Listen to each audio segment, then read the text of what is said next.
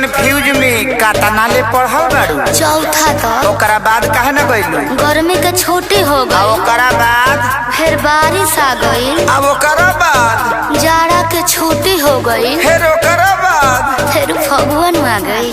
फिर ओकरा बाद रे इतना छुट्टी मरनी नु कि पढ़े के आदत छूट गई। बैगन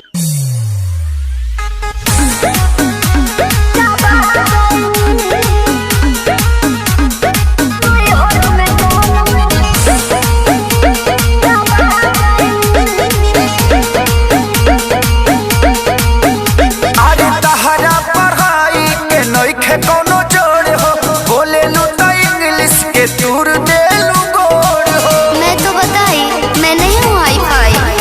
अरे तहरा पढ़ाई के नइखे कोनो जोड़ हो, बोले लू तो इंग्लिश के तूर दे लू गोड़ हो। का चाहतनी जी? ऐसन भाषा से हम पगला गइनी।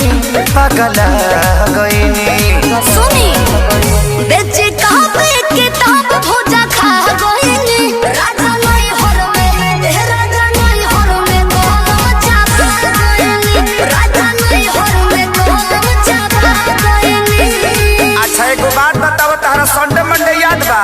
हाँ जी। तो सुनाओ तो।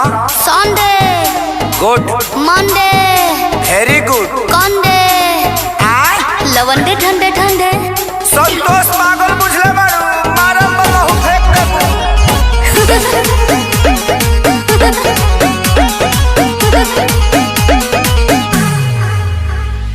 अनपढ़ के तू ताला कहलू एजेंसी रह, तू पढ़ल होइते आशा में वैकेंसी। भोक भोक बुतत रहा पढ़े घरे दियावा। पियावा पियावा पियावा पियावा। तो गलती भइल तो से शादी करके का कोइनी ई का कोइनी।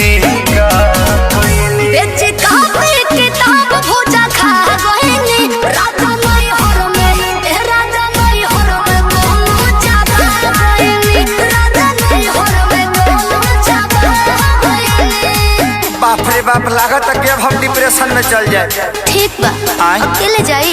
हाँ। जाते न तो जाके देखी। हाँ। अब बढ़िया जगह होई नु। हाँ। हम आ ओजे हनीमून मनावल जी डिप्रेशन में। आ घूम घाम के आ चल जाई का? अब ते सफा संतोषरा बना देबे। का भाई कुछ गलती हो गल का? ना ना ना, तू आ गलती।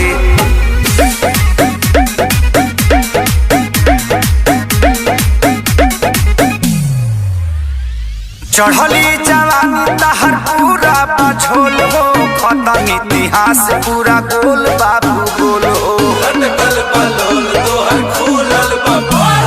चढ़ल बाड़ा जौना का डूबावा तारा नैया। सोइया हो सोइया हरे हरे कोइया। कहे अखिलेश के सारी हम खा गइनी हो, खा गइनी। बेचे कापी किताब भोजा खा गइनी। राजा नहीं हर में राजा नहीं हर में गोलम चापा गइनी।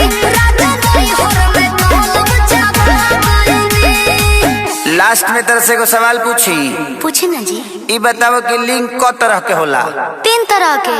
कौन कौन? स्त्रीलिंग, यस, पुल्लिंग, बिल्कुल यस। अडरलिंग। हाँ, अब बुझा गल दुर्गेश नहीं बना देवे ते हमके। पूछी पूछी।